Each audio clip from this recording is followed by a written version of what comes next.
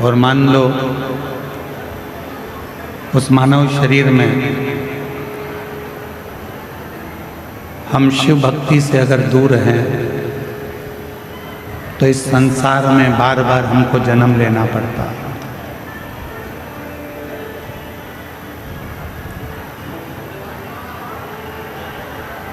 बार बार हमको जन्म लेना पड़ता है।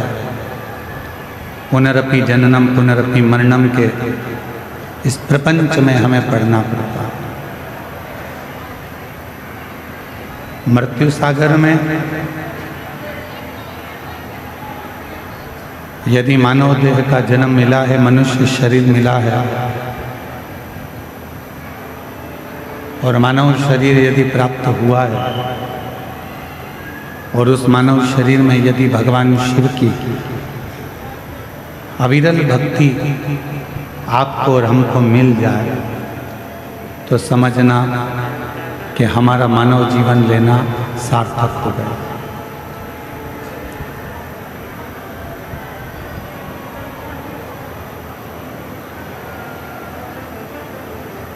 पूरी दुनिया का, पूरे संसार का, पूरी दुनिया का लोग, पूरी दुनिया का भक्त, पूरे संसार का भक्त इस पवित्र पावन देवघर की भूमि पर जल चढ़ाने के लिए आते हैं।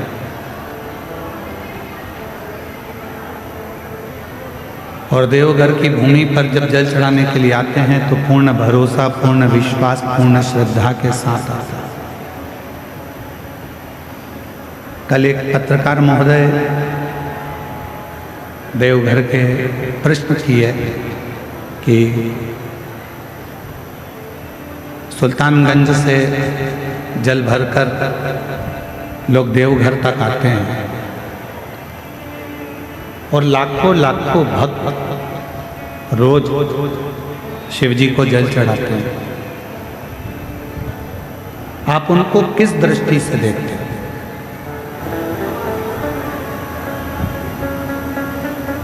हमने निवेदन किया उन पत्रकार महोदय से कि पहले तो देवघर में अगर श्रावण महीने में आप जल चढ़ाने के लिए आ रहे हो, श्रावण के महीने में अगर आप देवघर में जल चढ़ा रहे हो, श्रावण के महीने में आप कावड़ भर रहे हो, तो इतना ध्यान जरूर रखें कि संसार के मनुष्य में दम नहीं है कि वो 100-150 किलोमीटर दूर से गंगा जल भरकर भगवान शंकर को चढ़ाने के लिए आ जाए। ये उसकी सामर्थ्यता नहीं है। ये वो नहीं चढ़ा सकता।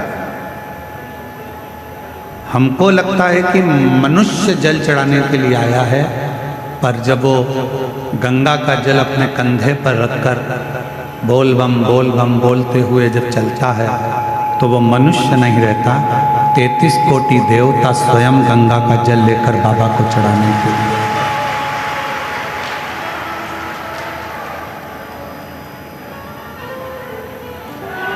और उसके मुख पर हमेशा भगवान शिव का ही नाम रहता है। पूरी दुनिया में कोई एक ऐसा तीर्थ बता दो जिसका नाम घर से जुड़ा हो।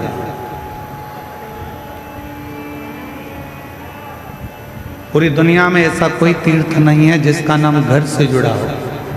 केवल एक तीर्थ है, वो देवघर है, जो घर से जुड़ा हुआ है।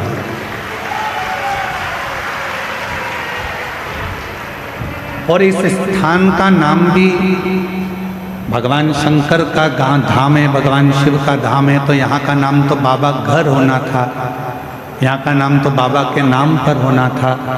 पर यहाँ का नाम क्या है?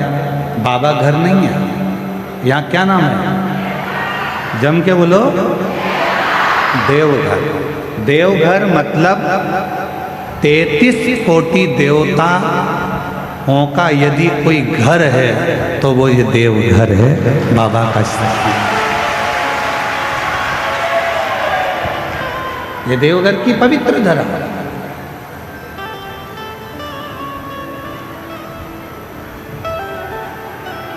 अब आपसे एक निवेदन करें, जरा उत्तर दीजिएगा। मेरी झारखंड की जीजियों, मेरे बिहार के जीजाओं, मेरी बंगाल की बहनों, मेरे छत्तीसगढ़ की भांजियों, आज इस जगह पे पूरे प्रदेश, जितने आसपास के प्रदेश हैं, सारे प्रदेश यहाँ आए हुए हैं। इसलिए आप सबको नमन करता हूँ, प्रणाम करता हूँ।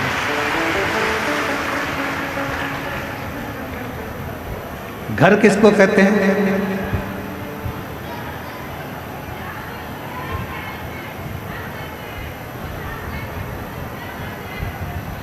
शिव महापुराण की कथा कहती है, घर किसको कहते हैं? जहां पर हमारे माता पिता रहते हैं। फिर वो एक किराए का भी मकान है तो वो भी घर कहलाता है। जहां माँ बाप रह रहे हैं, जहां माता पिता रह रहे हैं, उसको घर कहा गया। तो किसी ने इंद्रदेव से पूछा कि इंद्रदेव ये बताओ, गरुण वरुण सारे देवता मिल मिलकर सब देवघर जा रहे हैं, वैद्यनाथ जी की पावन धरा पर जा रहे हैं, ऐसा क्यों? तो कहा वो घर है। किसका घर? तो कहा सारे देवताओं का घर, क्योंकि वहाँ जगत के माता पिता स्वयं भगवान शिव और सती उस भूमि पर भगवान शंकर पार्वती के साथ विराजमान। भगवान देवाधिदेव महादेव स्वयं माता सती के साथ विराजमान। जिस पवित्र धरा पर स्वयं देवता भी आने को तरसते हों, ऐसी धरा पर आप और हम बैठकर शिव महापुराण की कथा का लाभ ले रहे हैं। और ये कथा कोई साधारण नहीं है। आप अपनी बुद्धि में, अपने चित्त से ये निकाल देना कि आप कथा सुनने के लिए गए। आप अपने विवेक से ये निकाल देना कि हम शिव महापुराण की कथा सुनने के लिए देवघर गए। आप अपने विवेक में ये रखना कि हम देवघर में कथा सुनने के लिए नहीं, हम देवघर में अपने पिता से अपने मन की बात करने के लिए इस भूमि पर आ रहे हैं। अपने बाप से, अपने पिता से जो बात करना है, हमें यहाँ बैठकर 7 दिवसीय शिव महापुराण की कथा में अपने जीवन को सार्थक बनाने का प्रयास करना।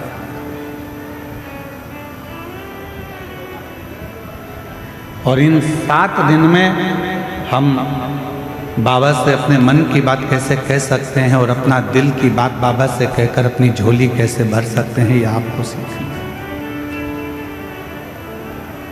पड़ोसी शोर मचाएगा, पड़ोसन कुछ बोलेगी, पीछे खड़ा हुआ व्यक्ति कुछ बोलेगा, उस समय पर उसके पांव पड़कर कहना मुझे कथा सुन लेने दो, बहुत दूर से आई हूँ बाबा के धाम में कथा सुनने के लिए। 3 घंटे की कथा में से आधा घंटा आशीष जी ले लेते हैं, 2.5 घंटा मिलता है। उस 2.5 घंटे में मुझे मेरे बाबा से बहुत कुछ कहना है और मेरे बाबा की बहुत कुछ सुनना है, जिससे 3 महीने के अंदर मेरा बाबा मेरा दुख काट देगा और फिर मेरा मन आनंद, ये कहना है। और यहाँ कथा केवल शिव की नहीं होगी, यहाँ कथा केवल भगवान शंकर की नहीं होगी, यहाँ कथा माता सती की भी, शिव की भी और माँ गंगा की भी, तीनों का क्रम इस कथा में चलता।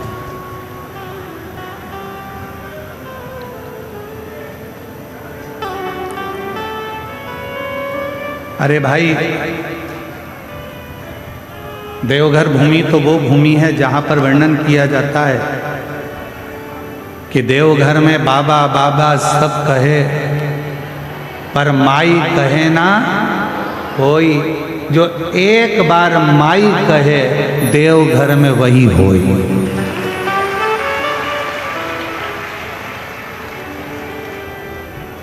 सारे ज्योतिर्लिंगों का दर्शन करिएगा। वहाँ पर जब पूजन होती है तो सीधे शंकर जी के ऊपर जल चढ़ाया जाता है, शिव जी के ऊपर बेलपत्र चढ़ाई जाती है, शिव जी के ऊपर दूध चढ़ाया जाता है, शिव जी के ऊपर पंचामृत चढ़ाया जाता है, शिव जी के ऊपर दही, शहद, घृत, शक्कर सब शिव जी पे चढ़ाई जाती है।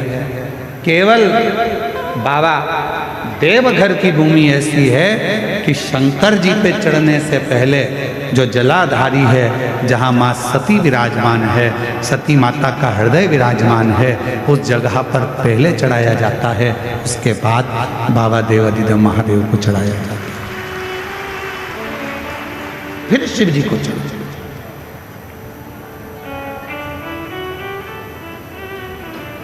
फिर भगवान शंकर विराजमान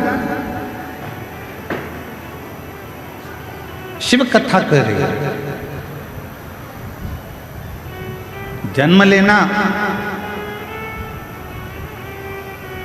एक मनुष्य का कब सार्थक है, जब वो भगवान शंकर की अविरल भक्ति में डूबे।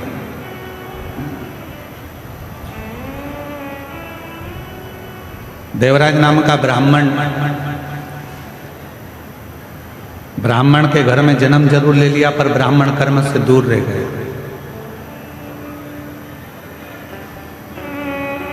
आपका जन्म लेना तब सार्थक है जब आप जन्म लेने के बाद आप भगवान की अविरल भक्ति में लग गए। शिव महापुराण की कथा कभी नहीं कहती कि आप अपना घर छोड़ दो, परिवार छोड़ दो, नाते छोड़ दो, रिश्ते छोड़ दो, या अपना काम धंधा छोड़ दो, या अपना व्यापार छोड़ दो। शिव महापुराण की कथा तो हमेशा एक बात कहती है कि अपना कर्म करते रहो, काम करो, व्यापार करो, व्यवसाय करो, नौकरी करो, धंधा करो, बिजनेस करो, सब कुछ करो, अपने परिवार में रहो, कुटुंब में रहो, पर साथ में जितना समय मिल जाए उसमें से थोड़ा सा समय निकालकर भगवान देवाधिदेव महादेव की अविरल भक्ति करते रहो। एक लोटा जल बाबा को चढ़ाते, शिव की अविरल भक्ति को धारण करते रहे।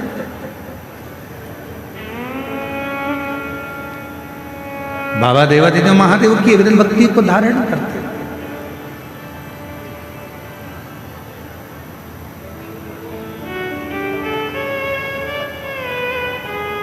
कोई तुमसे कह भी दे कि अपना घर छोड़कर मंदिर में जाकर बैठ जाओ, तो बिल्कुल मत बैठना, कह देना सियोर वाले बाबा ने मना करा, हम तो नहीं बैठते। कोई तुमसे कहे कि पूरा घर छोड़कर गंगा जी के घाट पर जाकर बैठ जाओ, बिल्कुल मत बैठना, कह देना महाराज ने मना करा, हम तो नहीं जा सकते। कोई कहे कि तुम बैरागी बन जाओ, कोई कहे तुम सन्यासी बन जाओ, कोई कहे तुम तपस्वी बन जाओ, कोई कहे कि तुम साधक बन जाओ, कह देना हमारे बस की बात नहीं है, क्योंकि हम कलिकाल में जन्म लिए हैं। और इस कलिकाल में हम अगर घर के अंदर रहकर भी भगवान का यदि मुख से 2 क्षण में भी श्री शिवाय नमस्तुभ्यं कह लेंगे तो हमारी मुक्ति निश्चित है। ये शिव महापुराण की कथा, हमारा मोक्ष निश्चित है।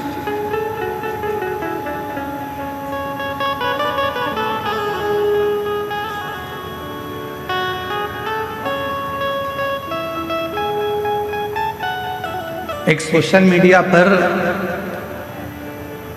यूट्यूब पर, सोशल मीडिया पर, मोबाइल पर ज्ञान देना सरल है, पर उस ज्ञान को अपने अंदर उतारना बड़ा कठिन है।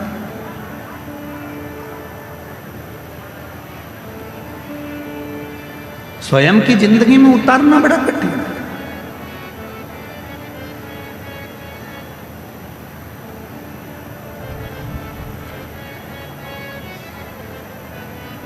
कई लोग कहते हैं शांति रखो, शांति रखो, शांति रखो, पर अपने अंदर ही शांति नहीं आ पाती।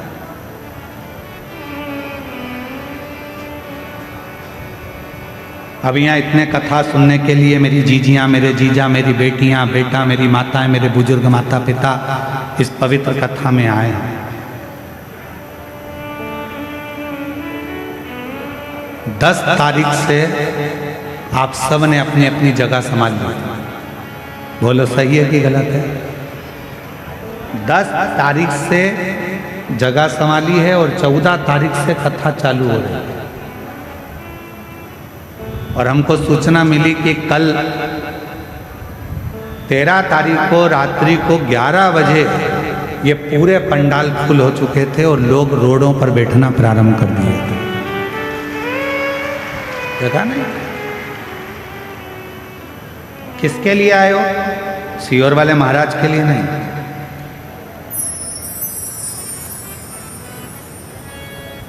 आप किसी व्यक्ति और विशेष के लिए नहीं आए। आप आए हो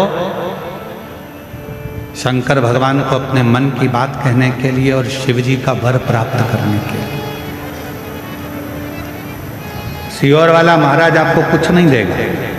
आप गलत फहमी में मत रहना कि सीहोर वाला महाराज आपको कुछ दे देगा, कुछ नहीं। हमारी सामर्थ्यता नहीं है कि हम दे सकें, पर मेरे देवघर वाले बाबा की इतनी सामर्थ्यता है कि दुनिया का सारा सुख आपको दे सकते। मेरे भोले बाबा की वो सामर्थ्यता है कि कोई आया खाली नहीं गया।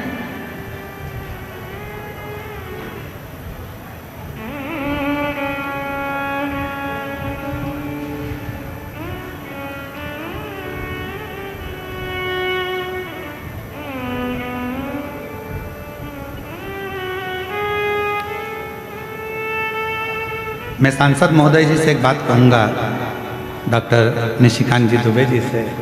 दुबे जी, यहाँ एक जमशेदपुर की जीजी खड़ी है, ये खड़ी है, ये जमशेदपुर में कथा करा अकेली, और इन्होंने कहा गुरुजी हमारे जमशेदपुर में हम कथा तो करा लेंगे पर इतने लाखों भक्तों का हम भोजन नहीं करा पाएंगे।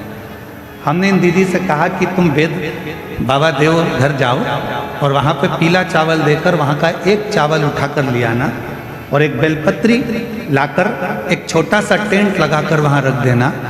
तुम ना हलवाई करना, ना तुम अनाज रखना, बाबा देवघर वाला आएगा और पूरा भंडारा कर कर जाएगा। और पूछो उनसे, सांसद जी ये दीदी ने एक छोटा सा टेंट लगाया, माँ ना हलवाई करा भोजन बनाने वाला और ना भंडारे की तैयारी करी, बस लिख दिया भोजनशाला। और कोई बाहर से एक टीम आई 15 लोगों की हलवाईगिरी करने के लिए, ना जाने कहाँ से आई थी और कहाँ से गाड़ी भरा भरा कर चावल आता गया, अन्न आता गया और भंडारा चालू हो गया और कथा चलती रही। आज तक इस बहन को भी नहीं मालूम कि भोजन किसने बनाया था। आज तक इस बहन को भी नहीं मालूम कि भोजन लाया कौन था, अन्न कौन लाया, सामान कौन लाया, चूल्हा किसने जलाया, भट्टी कौन ने जलाई, किसने मिठाई बनाई, किसने चावल बनाया, किसने भाजी बनाई, किसी को नहीं मालूम।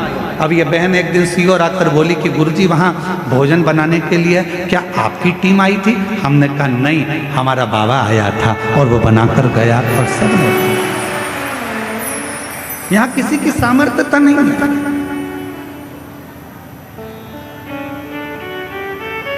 करता वही है। आप और हम तो केवल एक निमित्त मात्र हैं और ये हमारी और आपकी केवल एक निमित्तता है। आज हमारे सांसद जी जब आए तो उन्होंने एक ही बात की, गुरुजी हम बाबा की आज्ञा से, देवघर वाले बाबा की आज्ञा से कथा सुनने के लिए एक दिन के लिए हम यहाँ पहुंचे। और अभी आपने माइक पे भी कहा कि 7 दिन कथा चलेगी, मैं कहीं पर भी रहूंगा पर कथा वहां पर रहकर सुनूंगा।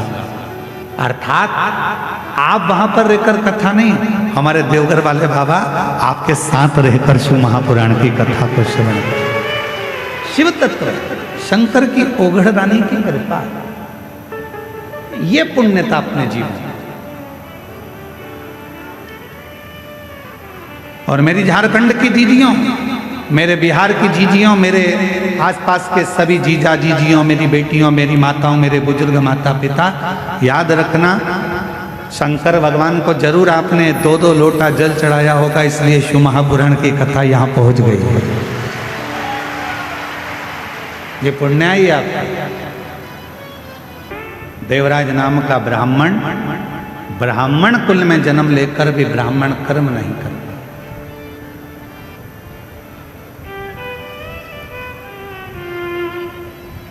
मानव का देह मिल जाए और मानव का देह प्राप्त कर भी यदि हम अच्छा कर्म ना कर पाए तो हमारा जीवन बेकार।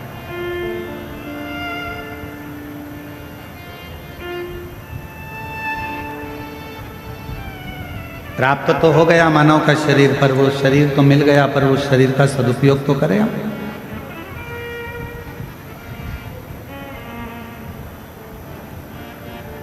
कोई 5 दिन के लिए, कोई 7 दिन के लिए, कोई 3 दिन के लिए, कोई 2 दिन के लिए, कोई 4 दिन के लिए इस कथा के पंडाल में आया।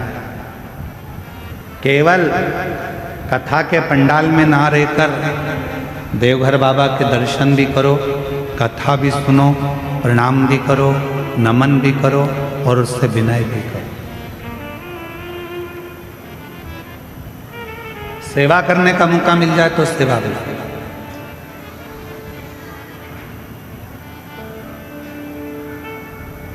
जैसा समय मिले उसके अनुसार कार्य करो। क्या देगा बाबा, कितना देगा बाबा, ये उसके ऊपर निर्भर करता है। किसी के यहाँ काम करते हो तो वो कुछ दे ना दे, पर कुछ ना कुछ कचौड़ी दे देगा, समोसा दे देगा, पानी दे देगा, कुछ ना कुछ देता है। उसी तरह कोई कोई तनख्वाह भी देता है। और देवघर में आए हो और अगर आप इस कथा के पंडाल में या आए हुए शिव भक्तों की सेवा करते हो तो मेरा बाबा तुमको भी कुछ ना कुछ तनख्वाह में देगा जरूर, खाली नहीं देगा। देख, देवराज ब्राह्मण अपने परिवार का भरण पोषण करता है, वहां तक तो ठीक है कि उसके परिवार में सब कुछ है।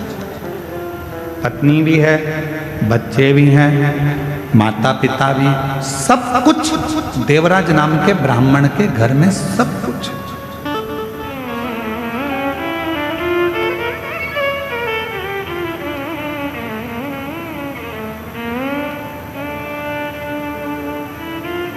पर कोई संगति, एक संगत, अच्छे की संगत मिल गई तो जिंदगी बना देती है और बेकार की संगत मिल गई तो जिंदगी बिगाड़ देती है। एक हमारे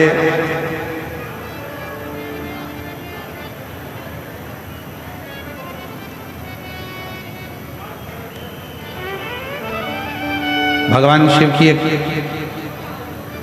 परम रसमय आनंदमय एक चरित्र आता है।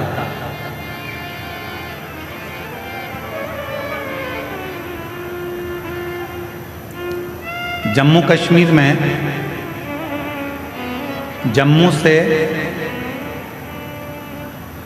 लगभग 130 किलोमीटर की दूरी पर एक महादेव का मंदिर है जिसका नाम है शुद्ध महादेव। कौन सा महादेव है? जम के बोलो, शुद्ध महादेव। आवाज नहीं आई, फिर से बोलो, शुद्ध महादेव। जम्मू से लगभग 130 किलोमीटर की दूरी पर विराजमान है शुद्ध महादेव, जम्मू कश्मीर। ये संगत के महादेव, जरा ध्यान दीजिएगा। इस कथा को हम क्यों सुना रहे हैं? क्योंकि संगति का असर क्या होता है। और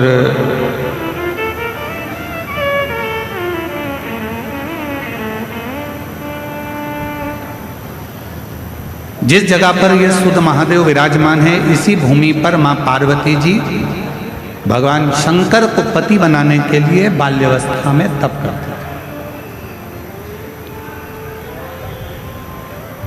अम्मा जगतजननी अम्बा जगदम्बा की तपस्या वहां चलती रहती।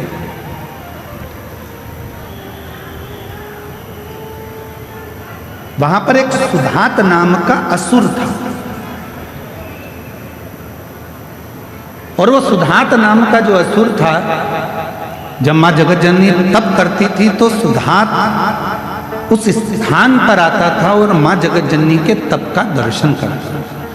वो शिव को नहीं जानता, वो भगवान शंकर का स्मरण नहीं करता, वो ना शिव को जानता था, ना शंकर का भजन करता था, ना शंकर का स्मरण करता था, ना शंकर का मंत्र जाप करता था, ना शंकर जी का गुणगान करता था। वो सुधात असुर केवल जहाँ पर पार्वती जी बैठकर तप करती थी उस भूमि पर आकर पार्वती जी को देखता।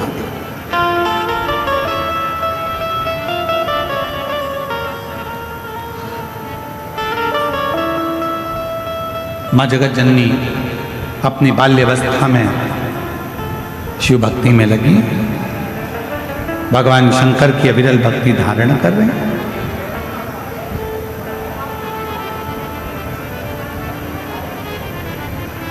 अविरल भक्ति में माँ जगत जननी खोई।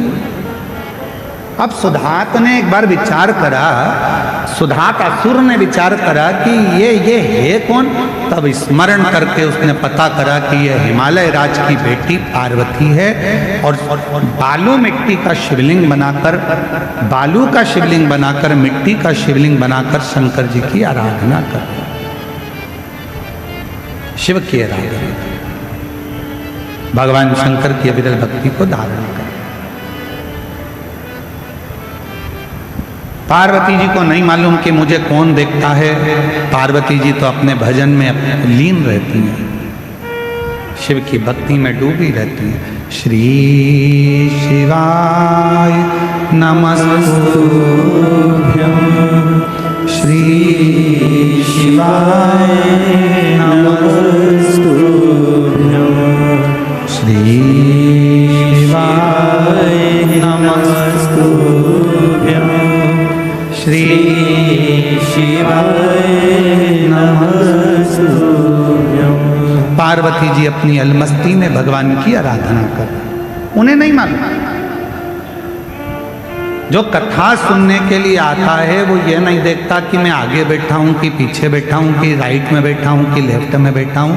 उसका तो एक ही तत्व है कि कहीं पर बस माइक की आवाज आ जाए, कहीं पर भी बैठकर मैं कथा सुनूंगा, मेरे कानों में अगर ये शिव महापुराण की कथा अंदर चली गई और जिस जमीन पर बैठकर मैं कथा सुनूंगा, जब आरती हो जाएगी, आरती होने के बाद जब मैं उठूंगा, उस जमीन की रज को, मिट्टी को जब मैं अपने मस्तक से या मेरे शरीर में जो दुख है, तकलीफ है, वहां लगाऊंगा, तो वो सोच कर जाता है कि मेरा दुख उस समय पर समाप्त तो होगा ही, ये निश्चित है।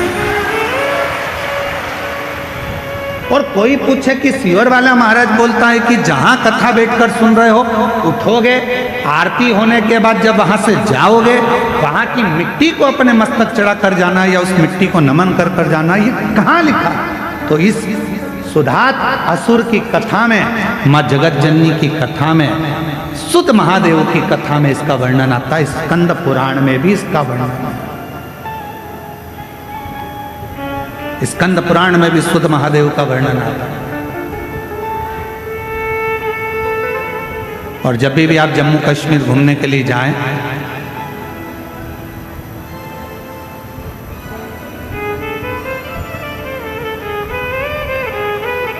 तो सुध महादेव का दर्शन करने जरूर जाएं। जम्मू से 130 किलोमीटर की दूरी, सुध महादेव।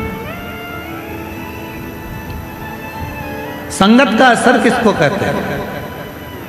जहां बैठकर आप भगवान शंकर के अविरल भक्ति को धारण कर रहे हो, जहां बैठकर भगवान शंकर का मंत्र जाप कर रहे हो, जहां बैठकर शिव नाम ले रहे हो, जहां बैठकर भगवान शंकर का गुणगान कर रहे हो, उस मिट्टी की मूलता कितनी है? उस मिट्टी की एक पत्र है, अच्छा है।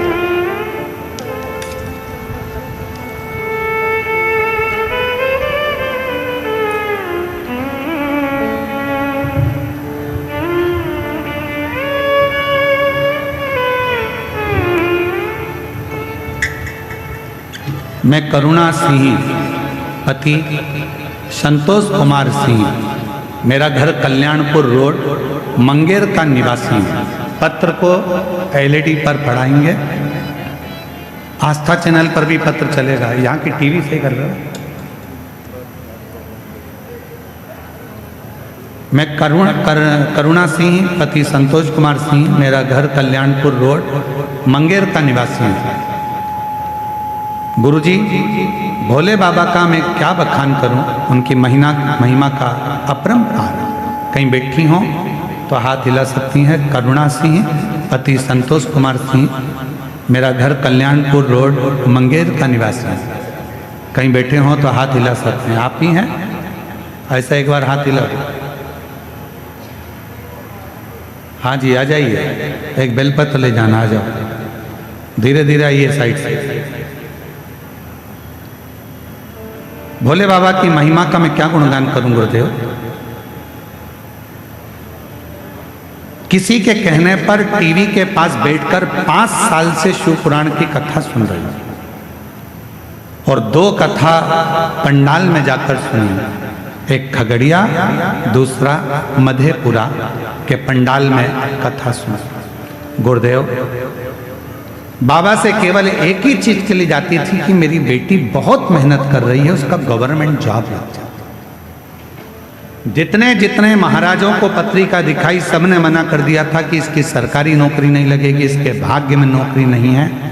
तब मैंने कथा के 5 कथा जब टीवी पर सुनी तो ऐसा सुना कि पंडाल में बैठकर जो मांगा जाता है बाबा उसको देता है। तो मैंने भी विचार करा कि कथा के पंडाल में बेटी के साथ बैठकर कथा सुनूंगी और वहां की मिट्टी को सिर चढ़ाकर विनय करूंगी और बेटी और हम कथा के पंडाल में बैठकर निवेदन करें। आपने कथा में कहा तक कि अपनी मेहनत को 4 गुना बढ़ाओ, इतना परिश्रम करो कि रात दिन एक कर दो और फिर आखिरी में शहद बेलपत्र लगाकर शिव को चढ़ाकर चले जाओ। बाबा लाज जरूर रखता है और वही हुआ। आज बाबा की कृपा से पंडाल में कथा सुनने का फल क्या मिलता है, आज मेरी बेटी का बिहार पुलिस में सिलेक्शन हो गया। मैं बाबा को यहाँ नमन करने के लिए आया। 9 मई 2025 की मेरिट लिस्ट में बाबा ने निकाला, मेरी बेटी का मैं फोटो भी लगा रही हूँ साथ में। शिव की कृपा किसको है, शंकर की उदारता किसको है, शिव तत्व किसको है।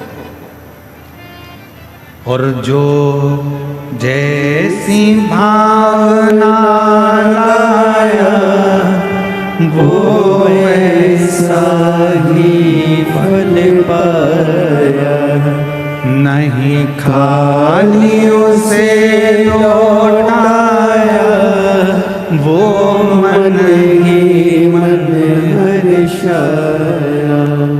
और कर दिया माला हमारे काशी वाले ने, लुटा दिया भंडार काशी वाले ने। आप जिस भावना से जो इच्छा रख कर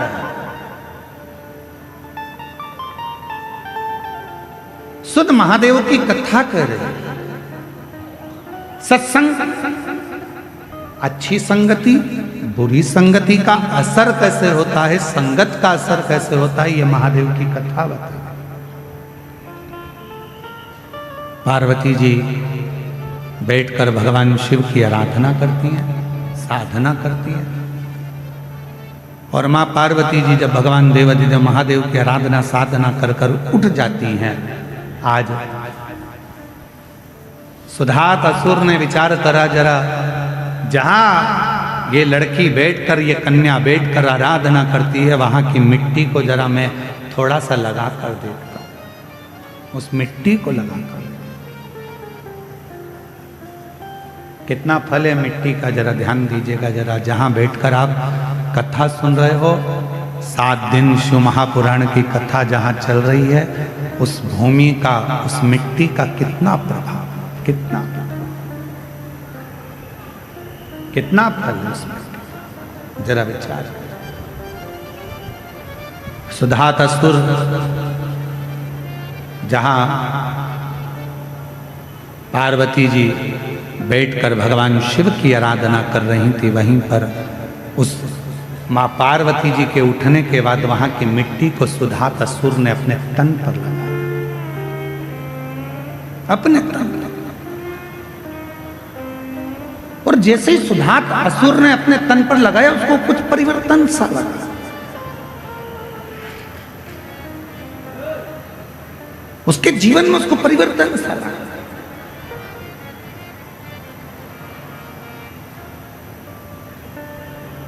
क्या मिलेगा, कैसे मिलेगा, क्या प्राप्त होगा, कब प्राप्त होगा और कैसे प्राप्त होगा, ये शिव जानता है। सुधात असुर ने नियम बना लिया कि अब ये कन्या जब तप कर कर उठेगी, साधना कर कर उठेगी, ये कन्या जब भगवान शंकर का पार्थिव पूजन कर कर उठेगी, तो वहाँ की मिट्टी को मैं जहाँ बैठूंगा वहाँ रखूंगा, जहाँ सोऊंगा वहाँ रखूंगा। और उस मिट्टी का संग उसके जीवन में होने लगा, उस मिट्टी का।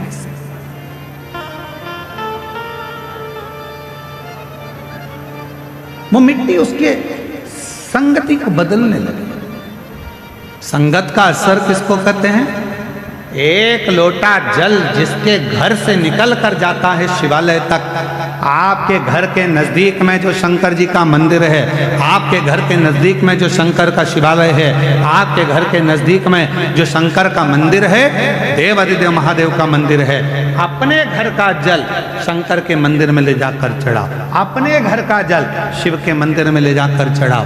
पहले आप लोग मंदिर का जल उठाकर मंदिर में चढ़ाते थे, पर अब दुनिया के लोगों को मालूम पड़ गया कि अपने घर की दशा यदि महादेव को बताना है तो जैसे सुदामा चावल लेकर कृष्ण जी के पास गए थे, उसी तरह आप भी अपने घर का जल लेकर शंकर जी के पास जाओगे तो वो जल से तुम्हारा कल जरूर बदलेगा। बोल बम का नारा है, सारी समस्या का हल श्री शिवाय। तो वो जल तुम्हारा कल जरूर बदलेगा। आप अपने नजदीक के शिवालय तक, शंकर के मंदिर तक, भगवान शंकर की चौखट तक जब एक लोटा जल चढ़ाने के लिए जाओगे, शंकर के मंदिर में अपने घर का जल लेकर जाओगे, वो जल जो तुम्हारे घर में रखा हुआ है, वो जल शिव महापुराण की कथा कहती है। जब हम मंदिर में जाते हैं तो पंडित जी से कहते हैं, पंडित जी चरणामत दे दीजिए। चरणामत क्यों मांगते हैं? क्योंकि मंदिर का जो जल है, आरती, पूजन, अर्चन, भजन, कीर्तन का तरंग उस जल में चली जाती है। वो जल जब हमारे अंदर जाता है तो हमें अविरल भक्ति प्रदान करता है, एक अलग से शक्ति प्रदान करता है। इसलिए हम पंडित जी से कहते हैं, पंडित जी जल दे दीजिए, चरणामृत दे दीजिए। पंडित जी जल देते हैं, हम उस चरणामृत को पीते हैं, वो जल हमें प्राप्त होता है, हम चरणामृत पीते, जल पीते।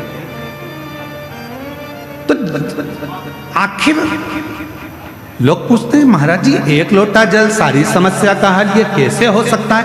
उसका एक कारण है, मंदिर में रखे हुए जल को जब ब्राह्मण देवता पंडित जी हमारे हाथ में चरणामत जान कर देते हैं, उस जल को हम पीते हैं तो हमारी अकाल मृत्यु जैसे टलती है, अकाल मृत्यु का हरण हो जाता है।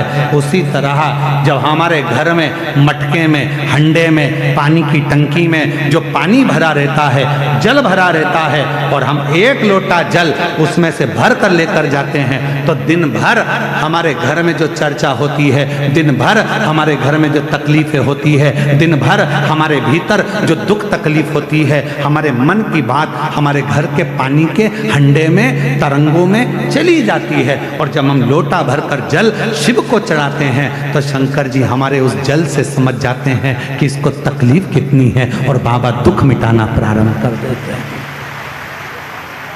बाबा कष्ट मिटाना प्रारंभ कर, इसको दुख कितना है, तकलीफ कितनी है, कष्ट कितना।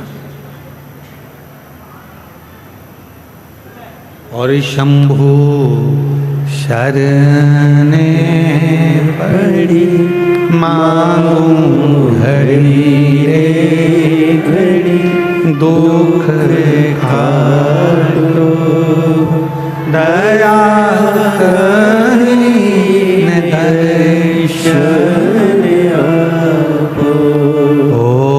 शंभु शरण पड़ी, बोलो बोलो, घड़ी रे घड़ी दुख काटो दया करी दर्शन आपो। कई लोग पूछते हैं, एक लोटा जल सारी समस्या का हल, एक लोटे जल से समस्या कैसे मिट सकती है, एक लोटे जल से दुख कैसे मिट सकता है, एक लोटे जल से तकलीफ कैसे मिट सकती है? हम निवेदन करेंगे, एक लोटा जल चढ़ा कर देखिए। जब आप चढ़ाना प्रारंभ करेंगे और पूर्ण विश्वास भरोसे के साथ देवाधिदेव महादेव को जब एक लोटा जल चढ़ाएंगे, निश्चित है जो घर में रखा जल है, उस जल में आपके विचार, आपकी सोच, आपका मन उस जल में गया होता है। क्या घर में चल रहा है, वो जल में तरंगे पड़ी होती हैं, और वो जल जब शिव जी को चढ़ता है तो मेरा बाबा आपके धीरे धीरे दुख हरना प्रारंभ कर देता है, तकलीफ हरना प्रारंभ कर देता है, दुख हरता है।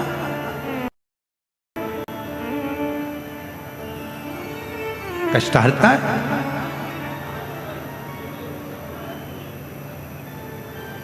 सुधात नाम का असुर जहां पार्वती जी,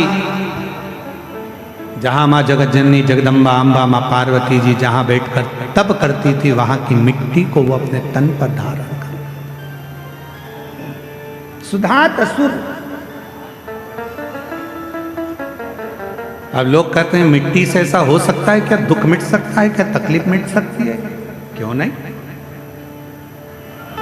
क्यों नहीं मिट सकता? एक असुर जो देवताओं को परेशान कर रहा है, एक असुर जो गंधर्वों को परेशान कर रहा है, एक असुर जो अप्सराओं को परेशान कर रहा है, एक असुर जो सबको कष्ट दे रहा है, और केवल मां जगत जननी के उठने के बाद उस मिट्टी को वो अपने तन पर धारण कर लेता है, तो उसकी जिंदगी में इतना बदलाव हो जाता है कि वो शंकर की भक्ति की ओर जुड़ता चले जाता है। जुड़ कितना फल है। जिस घर में से एक लोटा जल देवाधिदेव महादेव को चढ़ाने के लिए निकलता है, घर के अंदर से एक लोटा जल निकलकर जब शंकर के मंदिर में जाता है, उसी समय पर 3 दोष उसके घर के समाप्त हो जाते हैं। पहले नंबर का, घर के अंदर से जल गया तो वास्तु दोष समाप्त हो गया। दूसरे नंबर पर घर के रसोई घर में मटके में हंडे में टंकी में से जल गया तो पितृदोष शांत हो गया। और तीसरे नंबर पर घर के अंदर से जब हम जल लेकर निकलते हैं, अपना दरवाजे से बाहर निकलते हैं शिव को जल चढ़ाने के लिए, तो काल सर्प दोष समाप्त हो जाता है। ये 3 दोष उसी क्षण समाप्त हो जाते हैं। ये 3 दोष उसी पल समाप्त हो जाते हैं। ये 3 दोष अपने आप उसी क्षण समाप्त हो जाते हैं। कोई तुमसे कहे कि तेरे घर में वास्तु दोष है, तुम्हारी ये बाथरूम गलत बनी है, सीढ़ियां गलत बनी है, छत गड़बड़ हो गई, सीढ़ियां गड़बड़ हो गई, ये गड़बड़ हो गया, वो गड़बड़ हो गया। लोग कह दे तुमसे कि तुम ये गड़बड़ है, वो गड़बड़ है, वो गड़बड़ है, उससे कह देना सारा गड़बड़ भले हो, पर मुझे पूर्ण भरोसा है जब एक लोटा जल लेकर मैं शंकर जी के मंदिर में जाऊंगी तो सारे दोष अपने आप मिटते चले जाएंगे।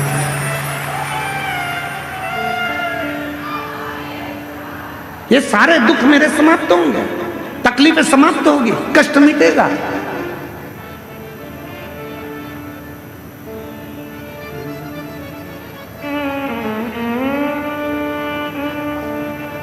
वो दुख समाप्त होगा, वो कष्ट मिटेगा, वो तकलीफ मिटेगी। जब हम जाएंगे भगवान की शरणागति में, शिव के चरणों की ओर, भगवान शंकर की आ जाओ शरणागति की ओर, तो वो दुख मिटेगा। भगवान शंकर उस कष्ट को मिटाएंगे।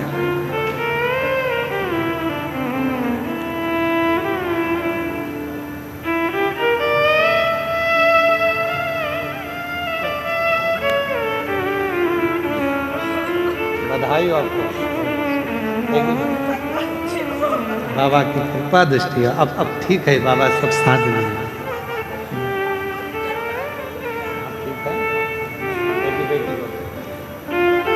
एक बार जोरदार ताली बजाओ। बेटी की सरकारी नौकरी लगी है, पति का पाँव की हड्डियां चूर चूर हो गई थी, डॉक्टर ने ऑपरेशन का भी मना कर दिया था कि ये पाँव कभी ठीक नहीं होगा, पर देवाधिदेव महादेव की कृपा से आज चलकर यहाँ तक आए हैं। एक बार जोरदार ताली बजाकर साथ। शिव तत्व शंभु क्या नहीं कर सकता बेटा। आप शिव से एक संबंध जोड़ने का प्रयास करिए। शिव से,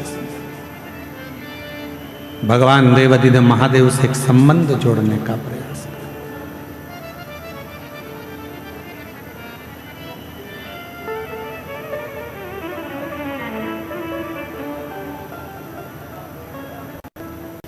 मांगा है भोलेनाथ से वरदान, मांगा है भोलेनाथ से वरदान एक, तेरी कृपा बनी रहे जब तक है जिंदगी,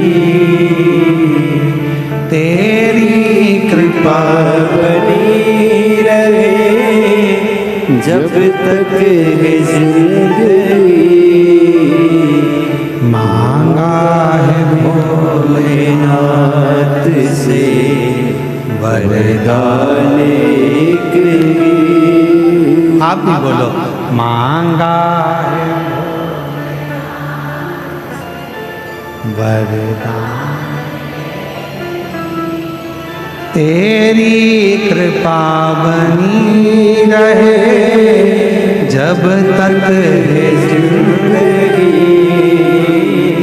तेरी कृपा बनी रहे जब तक है जिंदगी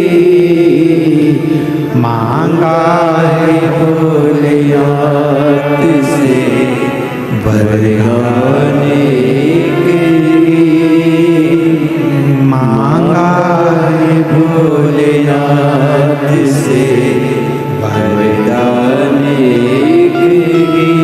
संसार सागर में जब तक रहूं तेरी कृपा बनी रहे। मेरे जीवन के सारे दुख, सारी तकलीफ, सारा कष्ट, सारी बीमारी सब तू है, सब।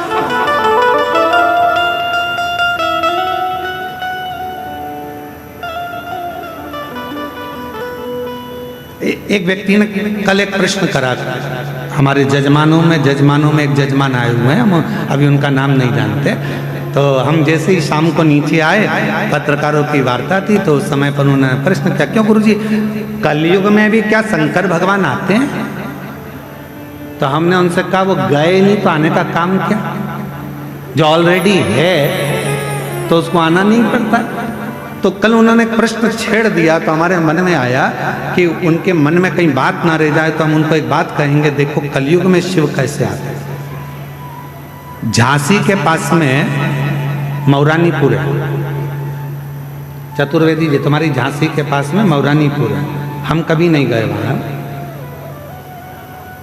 और जब नैमिषारण जा रहे थे तो तुम्हारी झांसी से निकल कर गए थे, तो अन्न जरूर पाया था तुम्हारे यहाँ का हो। तो झांसी के पास में मौरानीपुर है।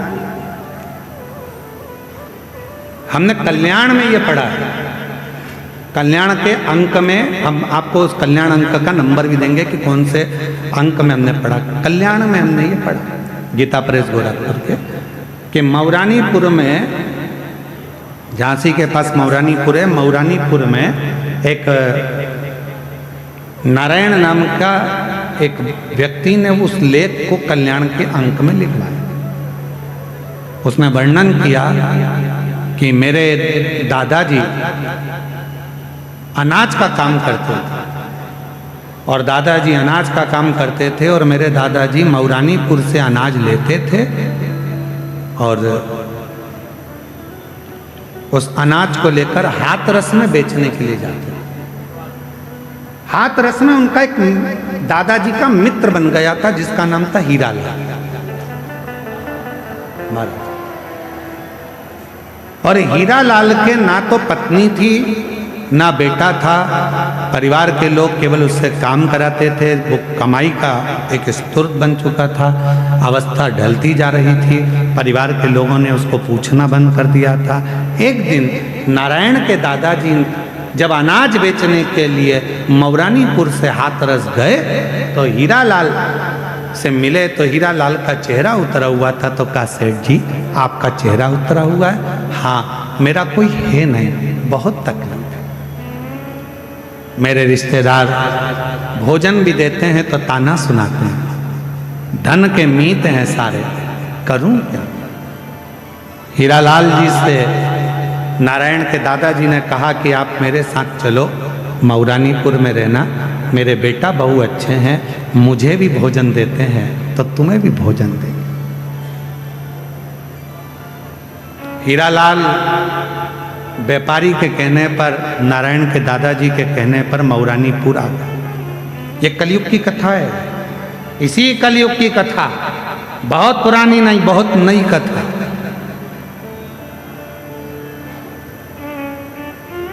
हजारों वर्ष पुरानी नहीं है,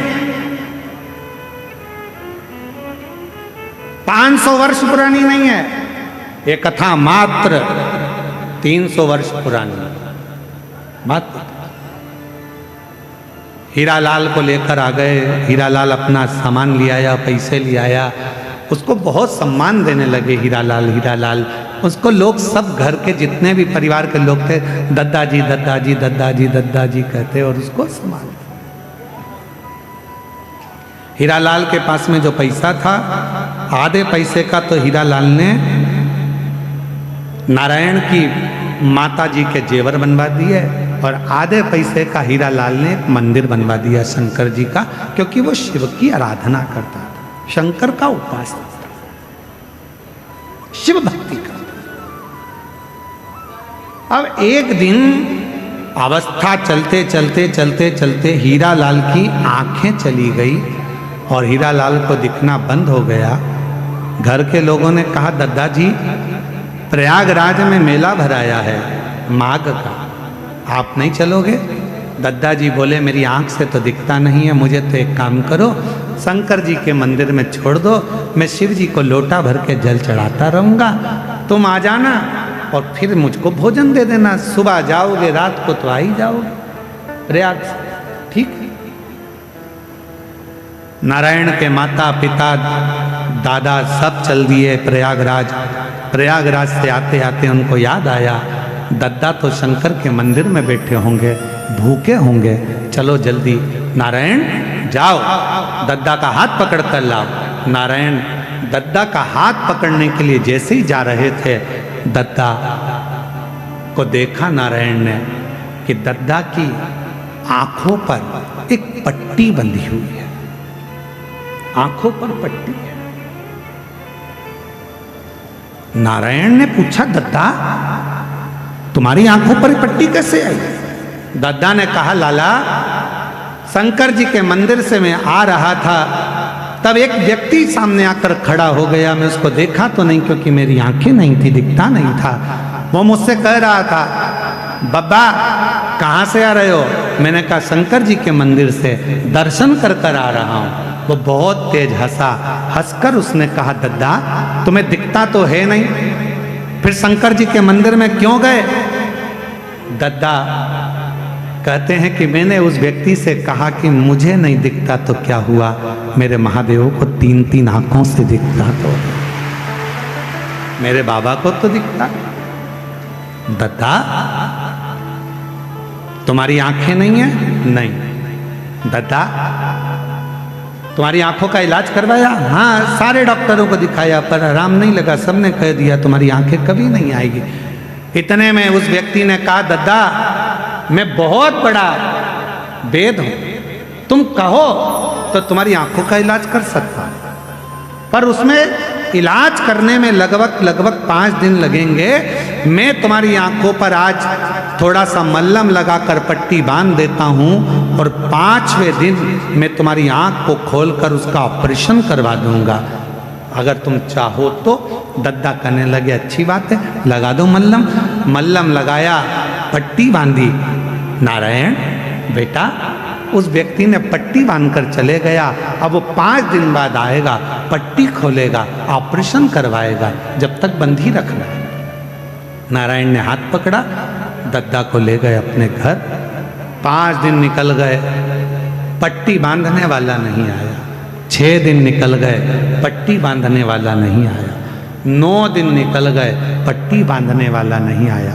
10वें दिन तो दादा को गुस्सा आ गया, ना जाने कौन मुझे पगला बना गया, आंख में बांध गया पट्टी, पहले से तो नहीं थी आंख, ऊपर से बांधी पट्टी, अब इसको कब तक बांधे फिरूं? आज तो पट्टी खोल कर रहूंगा।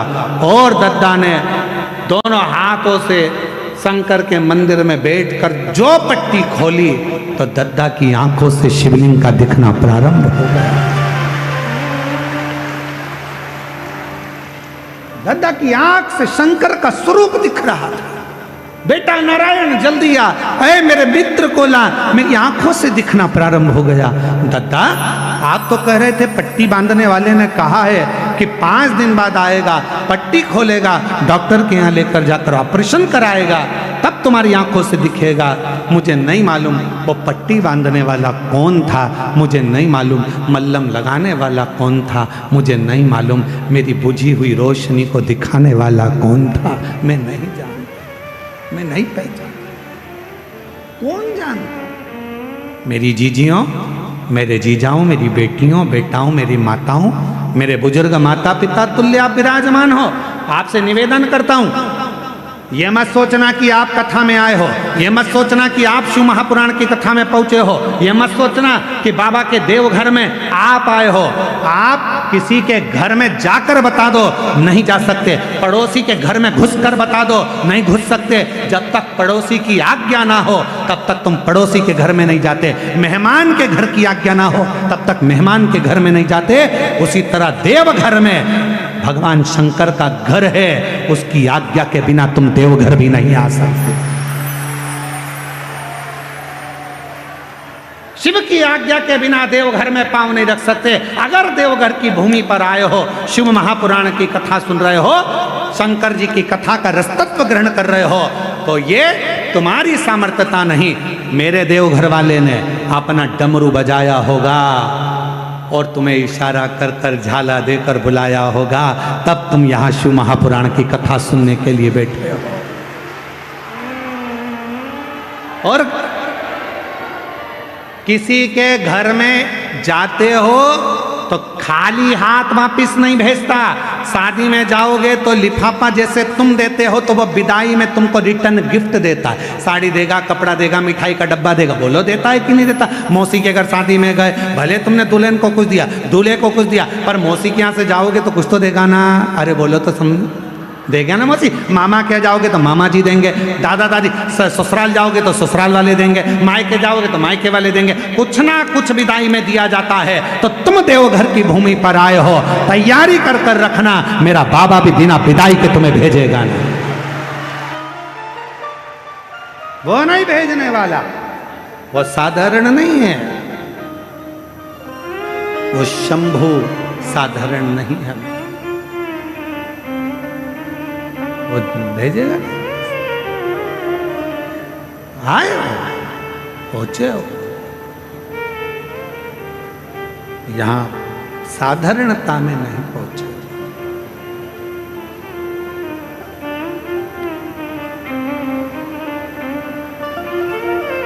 वो जब देता है, देवता देते हैं पल्ला झाड़ कर और महादेव देते हैं छप्पा।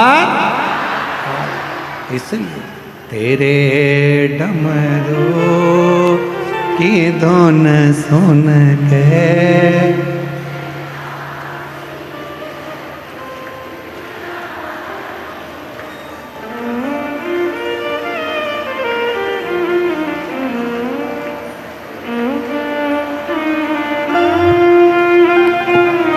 बाबा देवाधिदेव महादेव भगवान शिव, ओगड़दानी, त्रिकालदर्शी, कैलाशी, अविनाशी भगवान शंकर की पवित्र कथा कर रहे हैं, शिव महापुराण की कथा कर रहे हैं। सुधात नाम का असुर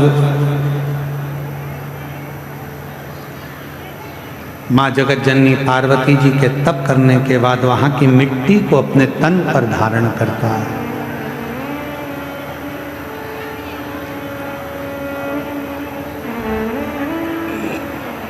और उस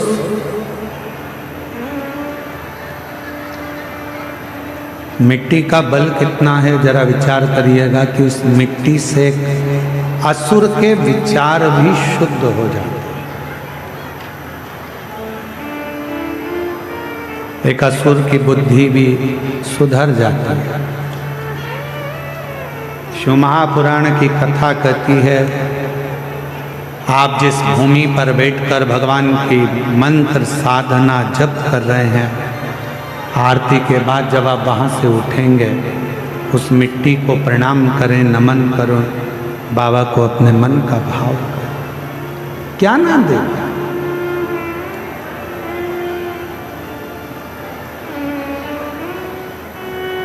सुधात असुर छुपकर मां पार्वती जी के उस तप साधना का दर्शन करता है।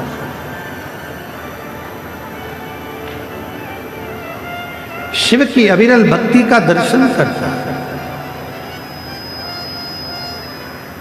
कभी कभी प्रयास करा करो, जब एकांत में कोई शंकर का शिवलिंग मिले, एकांत में अगर कहीं आप कहीं जा रहे हो और एकांत में शिव का शिवलिंग मिले, तो उस शिवलिंग का,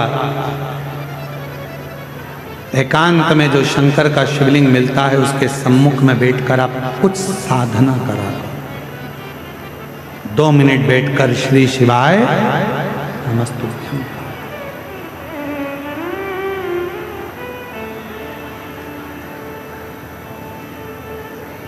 कभी मिल जाए एकांतेश्वर महादेव, जैसे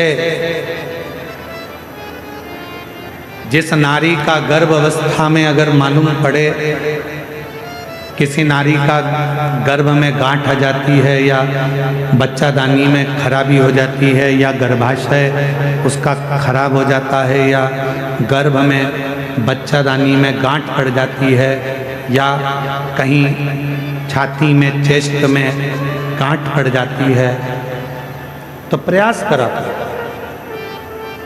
कोई एकांत में शिवलिंग हो, अपने घर से 2 लोटा जल भरकर ले गए। जब घर से लोटा भरकर जल लेकर जाओ तो घड़े पर घड़ा रखो, अर्थात जैसे एक घड़ा है उस घड़े पर दूसरा, मतलब एक लोटे पर दूसरा लोटा भरकर लेकर जाना। 5 दुर्वा, 5 बेलपत्र, 5 चावल के दाने, 5 कनेर के पुष्प, जो एकांत में शिवलिंग होता है वहां लेकर जाना चाहिए।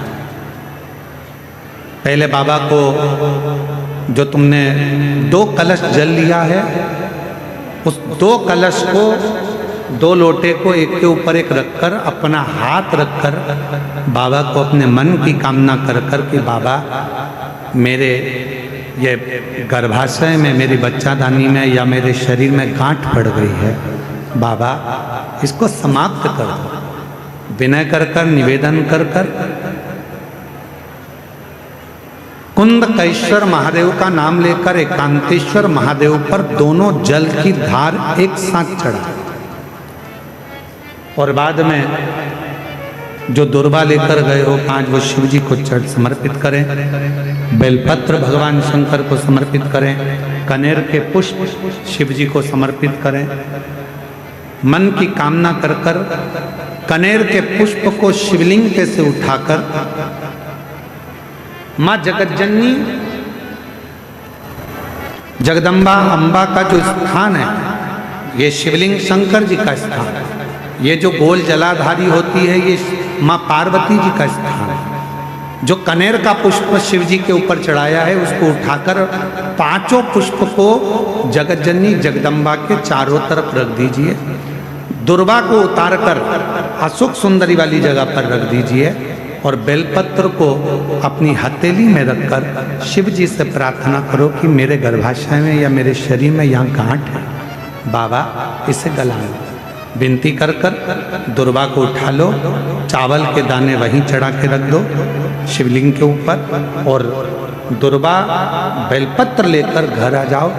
5 दिन तक सुबह एक दुर्वा, शाम के समय बेलपत्र प्रदोष काल में चबा चबा कर खाना प्रारंभ करो।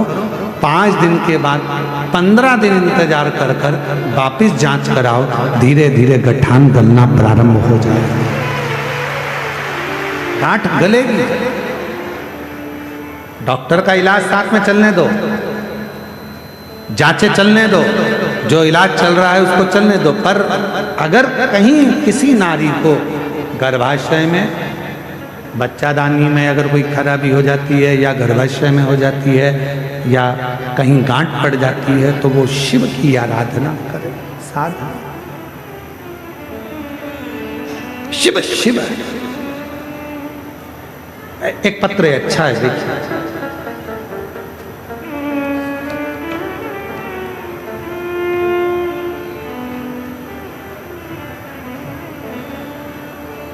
मैं पिंकी देवी धनबाद की रहने वाली हूँ। कहीं बैठी हो तो हाथ हिला सकती हैं। पिंकी देवी धनबाद से कहीं बैठी हो तो हाथ हिला सकती हैं। और यदि आई हो तो एक बेलपत्र लेने के लिए आ सकते हैं। पिंकी देवी, मैं धनबाद की रहने वाली हूँ। पत्र को एलईडी पर आप लोग पढ़ सकते हैं। मेरी शादी 2006 में हुआ था। उसके बाद मेरी कोई संतान नहीं हुई, तो मैंने इलाज करवाना शुरू किया। सभी डॉक्टरों का इलाज करवाया पर कोई फल नजर नहीं आया। आखिरी में टेस्ट पे भी करवाया तो भी संतान का सुख नहीं आया। किसी ने कहा कि मेरा गर्भाशय बेकार है, कोई कहता है कि संतान नहीं होगी। तब एक बहन जी ने कहा कि तू सफेद आंकड़े की जड़ का प्रयोग कर, और सफेद आंकड़े की जड़ को बांधना प्रारंभ किया। आंकड़े की जड़ जैसे आपने बताया वैसे मैंने अपने पति के साथ मंदिर में जाकर तुमरुका जी का, महादेव का नाम लेकर बांधा। 2023 में रुद्राक्ष वितरण में सीहोर गई, पंडाल में बैठकर कथा सुनी।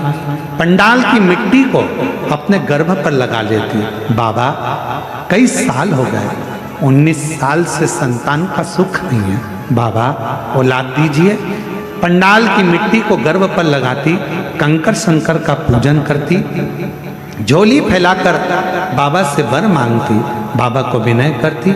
आज मैं बाबा को धन्यवाद देने के लिए आई हूँ कि बाबा की कृपा से 19 साल के बाद 13 मई 2025 को मेरे यहाँ संतान की प्राप्ति हुई। 19 वर्ष। एक पत्र और अच्छा है, वो भी हम पढ़ते हैं।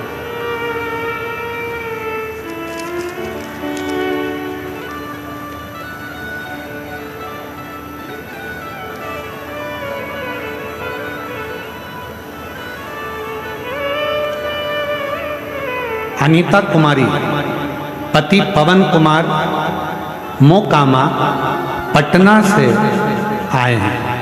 कहीं बैठे हों, पटना के रहने वाले हैं, कहीं बैठे हों तो हाथ हिला सकते हैं। अनीता कुमारी, पति पवन कुमार, मोकामा, पटना जिले की रहने वाली हैं। कहीं बैठी हों तो बेलपत्र लेने के लिए इधर बैठे हैं। हाँ, आ जाओ माँ, आ जाओ, आ जाइए। पटना जिले से आए हैं। गुरुजी हम क्या वर्णन करें, आपकी कथा सुनते हैं, धारण करते हैं, पर परिवार के कई लोग ऐसे हैं जो विश्वास नहीं कर पाते, पर जब बाबा चमत्कार करता है तो वो भी विश्वास करता है। गुरुदेव, हमारी एक बहन का बेटा, उसकी अचानक तबीयत खराब हो गई तो दिल्ली के एम्स हॉस्पिटल में उसको भर्ती किया गया। भर्ती करते करते कुछ दिन निकल गए और एक दिन उसकी श्वास चलना बंद हो गई। डॉक्टर ने कह दिया अब ये नहीं है, इसकी बॉडी को ले जा सकते हो। जब मेरा बहन का लड़का मर गया, जिंदा नहीं, तो उसको ले जाने की तैयारी होने लगी। मेरी बहन के यहाँ से रोते हुए फोन आया कि मेरा एक ही लड़का था, वो मर गया। मैंने उसी समय आश्चर्य में कहा कि ऐसा हो ही नहीं सकता। तू सबसे पहले बॉडी को लेकर मत जा, एक काम कर, अगर एम्स हॉस्पिटल के पास में कहीं शंकर जी का मंदिर हो, वहां जल चढ़ा दे, एक बेलपत्री उसकी छाती पर रख दे और उसके मुंह में थोड़ा सा पानी दे दे। डॉक्टर नहीं देने देंगे, तो कह देना गंगा जल है, तू लेकर तो जा। मेरी बहन का पति दौड़कर शंकर के मंदिर में जो बिस्लेरी की बोतल थी पानी की, उसको ले जाकर शिव पर चढ़ाकर वो पानी झेल लाया और बेलपत्र लाकर उसके शरीर पर रख दिया, जिसके अंदर प्राण नहीं थे। गुरुदेव, मुख को खोलकर जल डाला और माँ ने जब बहुत तेज छाती पर दबाव देकर उस बेलपत्री को दबाया, तब बेटे की एकदम श्वास आ गई और श्वास आने पर बेटा एकदम हिचकी भरने लगा। गुरुदेव, बाबा का मैं क्या गुणगान करूं। जल पिलाने से, बेलपत्र रखने से आज मेरी बहन का बेटा, जिसको मृत घोषित कर दिया था, वो जीवित है और बाबा को नमन करने के लिए हम लोग बाबा को प्रणाम करते। और तेरी कृपा का क्या भरोसा, कब किस पर हो जाए, जरा सी हम पर कर दो, जरा सी हम पर कर दो। तेरी कृपा का क्या है भरोसा, कब किस पर हो जाए जरा सी हम पर। एक लाइन अच्छी लिखी है, ये बहन जी ने जो पटना से आई हैं, इन्होंने एक लाइन लिखी है कि लुटा दिया भंडार काशी वाले ने, लुटा दिया भंडार देवघर वाले ने, कर दिया माला मान काशी वाले ने, लुटा दिया भंडार काशी वाले। एक पत्र और बड़ा सुंदर है। मैं मंजू देवी, मेरा मोबाइल नंबर ये है, मैं लखीसराय की निवासी हूँ। मेरा मोबाइल नंबर ये है, कहीं बैठी हो तो हाथ हिला सकती हैं। मंजू देवी मोबाइल नंबर मेरा ये है, लखीसराय की निवासी हूँ। कहीं बैठी हो तो हाथ हिला सकती हैं। दिख रही हैं? हाँ दिखाओ, ठीक है माँ, आ जाओ माँ, आ जाइए। एक बेलपत्र ले। लखीसराय की निवासी हूँ। गुरुदेव बहुत परेशान थी, मेरा बेटा का नौकरी नहीं लग रहा था। मेरी एक बेटी है जिसको 14 साल हो गए तो औलाद नहीं हो रही थी, और मेरी एक और बेटी है जिसकी कोई जॉब नौकरी नहीं थी। गुरुदेव एक बहन जी ने कहा कि तुम शिव के मंदिर जाया करो, एक लोटा जल चढ़ाया करो, वो सियोर वाला बाबा कथा करता है, उसकी कथा सुना। तब आपकी कथा पहली बार सुना। गुरुदेव आपकी कथा जमशेदपुर हुआ। मैं अपने एक बेटा एक बेटी को लेकर कथा पंडाल में पहुंच गई। बाबा से विनय करा, बाबा इनकी नौकरी नहीं, परेशान बहुत हूँ, कुछ खाने पीने का भी नहीं, बड़ी तकलीफ की जिंदगी जी रही। बाबा कुछ कृपा करो। आज बाबा को मैं धन्यवाद देने के लिए आई। मेरी बेटी जो हिम्मत हार चुकी थी, एग्जाम नहीं दे रही थी, आपकी कथा सुनने के बाद उसने एग्जाम देना प्रारंभ करा, और बाबा की कृपा से आज मेरी बेटी का सिलेक्शन भगवान शिव की कृपा से शिक्षा वर्ग में हो गया। मैं बाबा को धन्यवाद देने के लिए आई। गुरुदेव मैं बाबा को धन्यवाद देती हूँ। मेरा बेटा आप पर भरोसा नहीं करता था, पहली बार कथा के पंडाल में बैठकर कथा सुना, और बाबा की कृपा से आज मेरे बेटे का सरकारी नौकरी रेलवे में लग गई है। मैं बाबा को प्रणाम करने आई हूँ। जिन दो बेटा बेटी को लेकर कथा में आई थी, दोनों की नौकरी लग गई, और बाबा मेरी एक बेटी जिसके यहाँ 12 साल तक संतान नहीं थी, बाबा की कृपा से उसका भी गर्भ ठहरा। मैं बाबा को प्रणाम करने के लिए यहाँ। और खाली न जाता कोई दर से तुम्हारे, खाली न जाता कोई दर से तुम्हारे। आपका बहन का बेटा दिल्ली एम्स में भर्ती था, जिसके प्राण चले गए थे, पर बाबा की कृपा से पुनः प्राण वापिस आया। एक बार जोरदार मैं भी बाबा पर भरोसा, क्या नहीं देगा।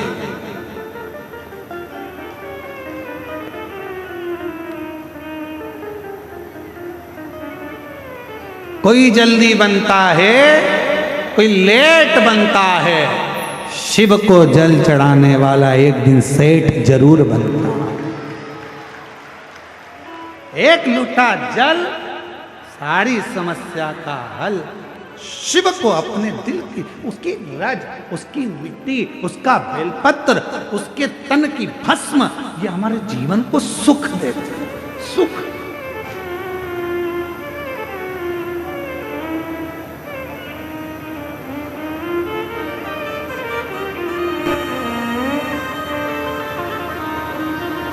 कितना सुंदर देवघर है, जरा इसका हम वर्णन करें आपके भाव। समिति इस कथा को करा रही है, और इस कथा का भंडारा 13 तारीख से प्रारंभ हुआ, कल से। भक्त आ गए थे 10 तारीख से।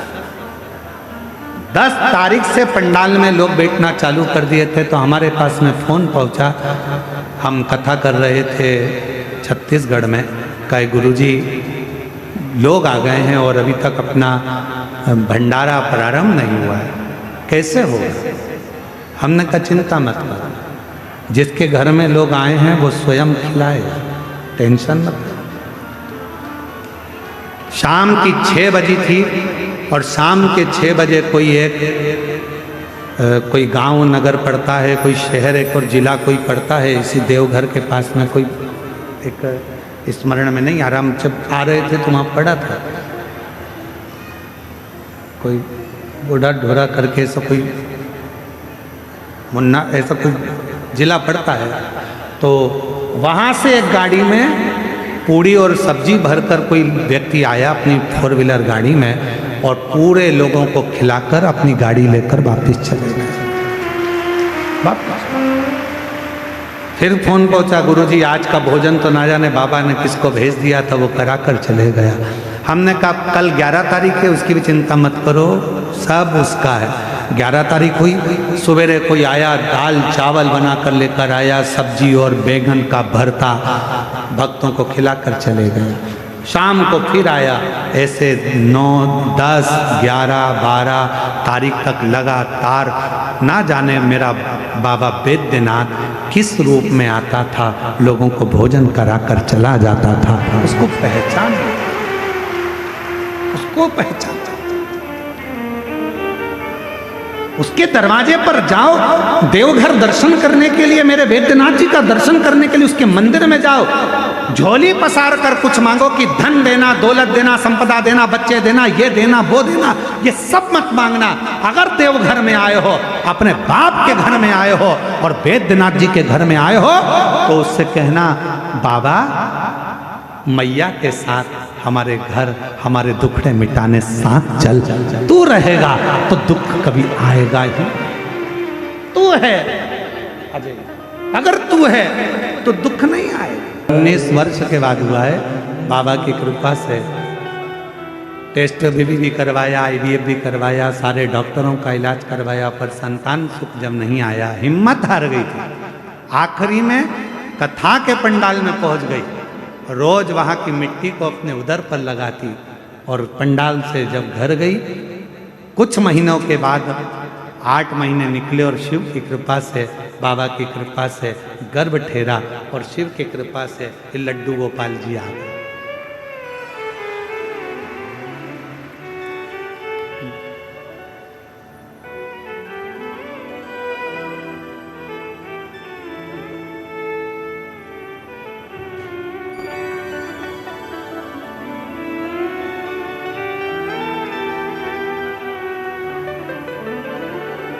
देना तो दीजिए जन्म जन्म का साथ। आप मांगो, जाओ मेरे बाबा के दरवाजे पर, देवघर बाबा के दरवाजे पर, बाबा वैद्यनाथ के दरवाजे पर मेरी माई और मेरे बाबा दोनों बैठे, दोनों बैठे। उसको विनय करो, निवेदन करो, विनती करो, देगा, लुटाएगा, खाली नहीं बैठे, दिए बिगर नहीं बेचते। कथा कर,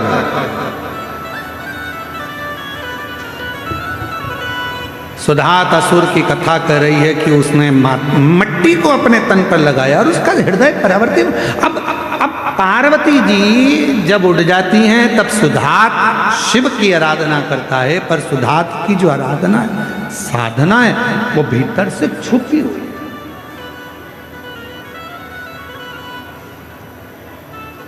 छुपी हुई। कभी माता पार्वती जी ने सुधात असुर को नहीं देखा। आज मेरी जगत जननी जगदम्बा अम्बा जब शंकर भगवान के शिवलिंग की पूजन कर कर उठकर जा रही थी, उसी समय पर एक वृक्ष के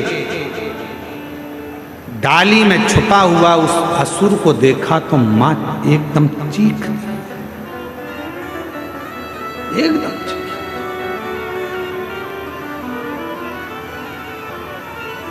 कितनी सुंदर बात है कि पार्वती जी तप कर रही हैं शिव जी को अपना बनाने के लिए, और सुधात जब भी तन पर मिट्टी लगाता था तो भोलेनाथ जी से एक ही बात कहता था कि जब भी मेरे प्राण जाएं तो आपके हाथों से जाए, मेरे प्राण छूटे तो आपके हाथों से छूटे।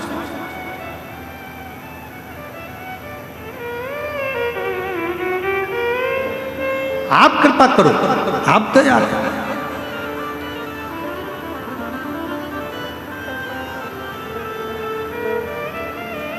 मेरे अगर प्राण जाएं तो आपके हाथों से। आप हमारे यहाँ देवास वाले चंदन सुनी जी बैठे हैं। ये जब भी सीओर आते हैं तो एक ही बात कहते हैं, बाबा जब जाते जाते कहते हैं बस इतना आशीर्वाद जरूर देना कि भोलेनाथ जी से कहते रहना कि वो देता रहे और हमको 12 ज्योतिर्लिंग में यजमान बनाता रहे। और हम इनको चंदन सोनी जी को हम ये बोलते और हम हंसते, ये बोले कि हम मुस्कुराए। हम कहे तुम बाबा से कहते हो कि बाबा जन, हाँ वही बना सकता है, किसी दूसरे की सामर्थ्यता नहीं कि वो बन जाए, वो बनाएगा तो बनाएगा। बहुत तेरी कृपा का क्या है भरोसा, कब किस पर हो जाए, जरा सी हम पर कर दो, जरा सी हम पर कर दो। आप भी बोलना, जिस पर भी हो गई तेरी कृपा करुणा, भव पार हुआ, भव पार हुआ। पापी हो चाहे जितना उसका भी बाबा उद्धार हुआ, उद्धार हुआ।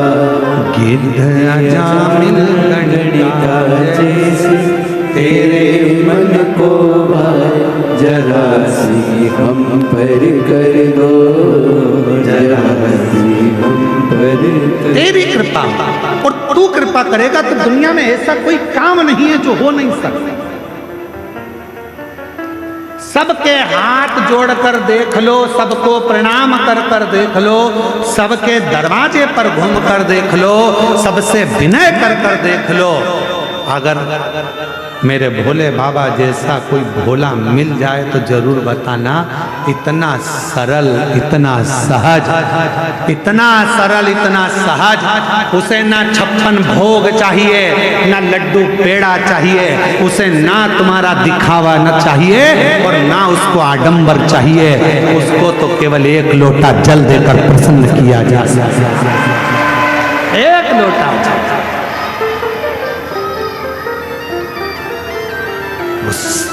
सुख प्रदान। सुधात नाम का असुर मांगता था, बाबा मुझे कुछ नहीं चाहिए, ये मिट्टी में अपने तन पर लगा रहा हूं, बस इतना कृपा करना कि मेरे प्राण आपके हाथ के द्वारा छूटे। क्योंकि आप अगर प्राणों को मेरे छोड़ोगे तो मैं असुर होकर, राक्षस होकर प्रेत नहीं बनूंगा, मैं मरूंगा तो आपके धाम जाऊंगा। वही शिव ने कृपा करी।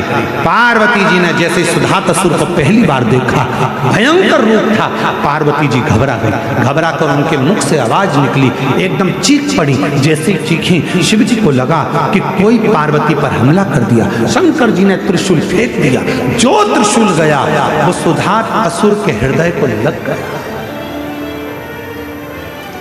सुधात असुर के शरीर पर जैसे ही त्रिशूल लगा, सुधात के प्राण छूटने वाले थे। इतनी देर में सुधात ने आवाज लगा दी, हार हार। और जैसे ही सुधात ने आवाज लगाई, महादेव वहां प्रकट हो गए। तुम कौन हो? सुधात कहता है, बाबा मैं असुर हूँ, राक्षस हूँ, पर माँ पूजन करती थी, उनकी पूजन को देखता था, मिट्टी तन पर लगाता था, आपसे केवल इतना ही मांगता था कि आपके द्वारा प्राण छूटे। सुधात तो चिंता मत कर, सुधात तो बिल्कुल चिंता मत कर, मैं अब भी तुझे जीवित कर देता हूँ। सुधात मैं तुझे अमर कर देता हूँ। सुधात असुर ने हाथ जोड़कर कहा देवाधिदेव महादेव से, बाबा ना मुझे अमर करिए ना मुझे जीवित करिए, आप तो केवल इतनी कृपा कर दो कि इस भूमि पर आपका दर्शन हुआ है, मैं जब मर जाऊं मेरे जैसे असुर के नाम से आप पूज्य जाएं, बस ऐसी कृपा करो। तब शिव जी ने वर दे दिया, हे सुधात असुर, इस भूमि पर मैं स्वयं तेरे नाम से शुद्ध महादेव के नाम से पूजा जाऊंगा। आज भी जम्मू कश्मीर में बाबा शुद्ध महादेव के नाम से विराजमान। ये संगत का असर, संगत, ये संगत का असर।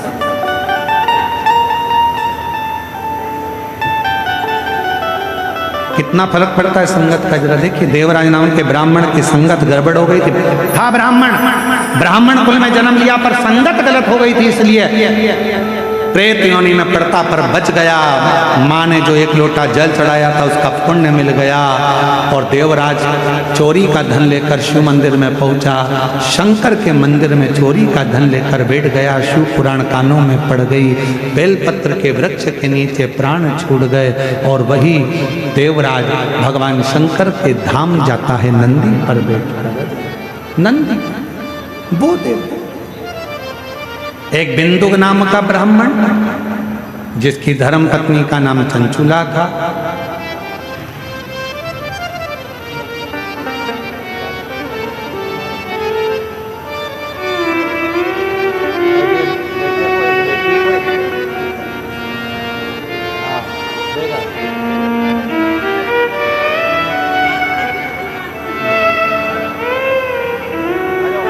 बेटी की नौकरी शिक्षक वर्ग में और बेटे की नौकरी रेलवे में लगी है। एक बार जोरदार ताली बजाकर साधुवाद दीजिएगा। शिव कृपा इसी को कहते। एक बिंदुक नाम का ब्राह्मण, धर्मपत्नी का नाम चंचुला, जल में गिरकर मरा, प्रेत योनि में पड़ा। आपको पहले भी कथा में कहा है, सर्प के डसे से, जल में डूबकर मरे से और स्त्री के हाथ से मरे से गति नहीं होती, मोक्ष नहीं होता, वो भटकता। उसका केवल एक हल है, वो शिव महापुराण की कथा, शंकर की कथा केवल। बिंदुक प्रेत योनि में पड़ गया, भटकता। चंचुला देवी ने सुना कि मेरे गांव के लोग काशी जा रहे हैं, तो वो भी चल जाए। काशी में स्नान कर कर आ रही थी और कानों में शिव महापुराण की कथा सुनने को मिली। शिव पुराण की कथा है।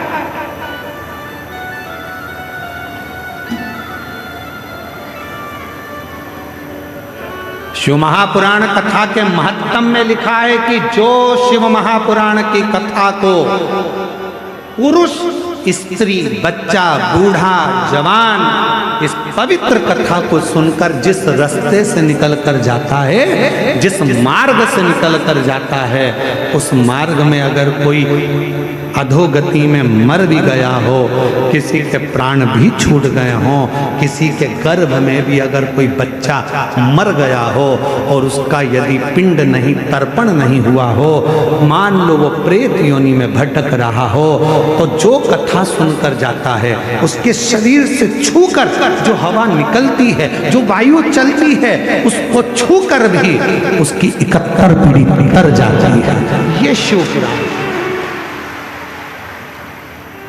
ये शंकर का चरित्र कहता। बिंदुक प्रेत योनि में था, चंचुला देवी के प्राण छूटे।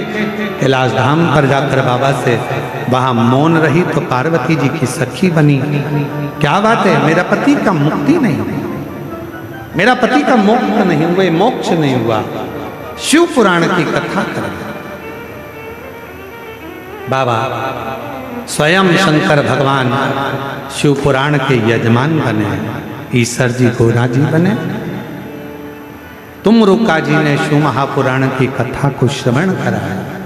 और भगवान ईसर गोरा जी आ रहे हैं, जोरदार ताली बजाकर उनका स्वागत करिए।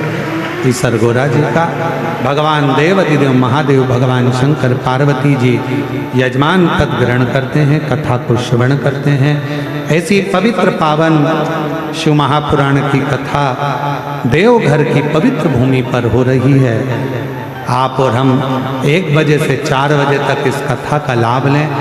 घरों में बैठकर भी अगर कथा सुन रहे हैं तो ये भाव से सुने कि हम देवघर में झारखंड की इस पवित्र धरा पर बैठकर कथा का रसतत्व ग्रहण कर रहे हैं, बाबा की कथा सुन रहे हैं।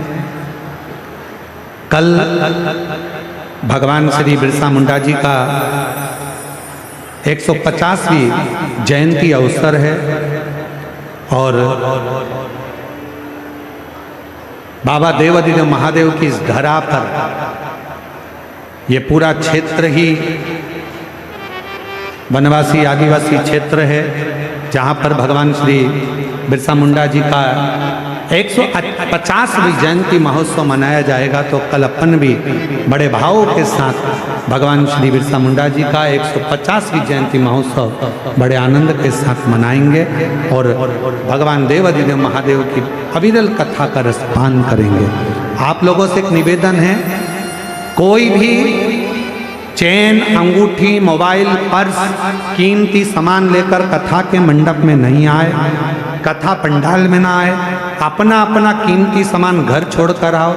यदि पहनकर आए हो तो अपने सिर पर पल्लू रखो, अपना सामान संभाल कर रखो। कोई भी चीज़ यदि आपकी खोती है, चोरी जाती है, उसमें ना प्रशासन की जवाबदारी होगी ना समिति की जवाबदारी होगी, क्योंकि बार बार आपसे कहते हैं कि अपना कीमती सामान घर छोड़कर आओ। क्योंकि मेरा भोलानाथ तो खुद डायमंड है, मेरा शंकर भगवान तो वैसी कीमती है, इसलिए अपनी कीमती सामान लेकर मत आओ। और निवेदन है, चारों तरफ कहीं पर भी गंदगी ना करें। अगर कोई गंदगी करता हुआ दिखे तो उसको हाथ जोड़कर बोले भैया थोड़ा दूर चले जा, लोग बैठेंगे यहाँ, भजन करेंगे यहाँ, सत्संग करेंगे यहाँ। और भोजन करने के लिए भी जब आप पंडाल में जाएं, धीरे धीरे जाना, लाइन से जाना। भोजन खत्म नहीं होगा, आप आराम आराम से सब कार्य करिएगा। ये कार्यक्रम आपका है, शिवपुराण देवघर की है। बाबा देवघर के स्वयं बाबा वैद्यनाथ जी इस कथा को करा रहे हैं, इसलिए इस कथा को पूरा देवघर वासी संभाले और आनंद से इस कथा का रसतत्व ग्रहण करें। हर हर महादेव। मैं निवेदन करूंगा आरती में माननीय सांसद महोदय डॉक्टर श्री निशिकांत दुबे जी आरती में सम्मिलित हों और यजमान परिवार हमारे सभी आरती में सम्मिलित हों। और जो ऑनलाइन यजमान बने हैं, जो अपने घर पर बैठकर यजमान पद ग्रहण करें, आपको भी मौका मिला है। जो भी वैद्यनाथ जी की पावन धरा पर यजमान बनना चाहता है ऑनलाइन, वो अपने घर पर रहकर भी यजमान बन सकता है। जो हमारे नंबर चल रहे हैं उस नंबरों पर संपर्क करें और ऑनलाइन घर पर रहकर भी यजमान पद ग्रहण कर सकते हैं। श्री शिवाय।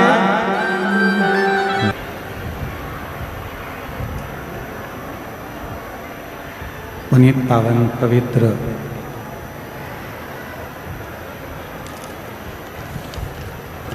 शिव महापुराण की कथा बाबा देवाधिदेव महादेव की कृपा से, करुणा से आप और हमको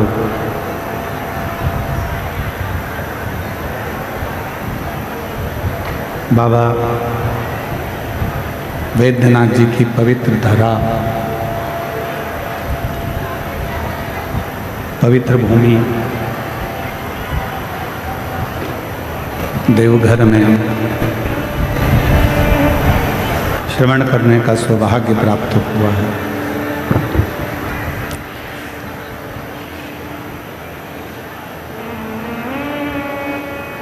बाबा की ये पवित्र धरा जिस भूमि पर आने के लिए देवता भी तरसते हैं, ऐसी पवित्र धरा पर आप और हम शिव महापुराण की कथा को श्रवण कर रहे हैं। कथा मंडप में विराजमान क्षेत्रीय सांसद महोदय डॉक्टर निशिकांत जी दुबे जी, जिनका अथक सहयोग इस पवित्र पावन शिव महापुराण की कथा में प्राप्त हुआ है। आप दिल्ली थे, पर बाबा देवघर की इस कथा में कथा को श्रवण करने के लिए देवघर की भूमि पर आप आज ही इस पवित्र कथा में आए। एक बार जोरदार ताली बजाकर उनका स्वागत, वंदन, अभिनंदन।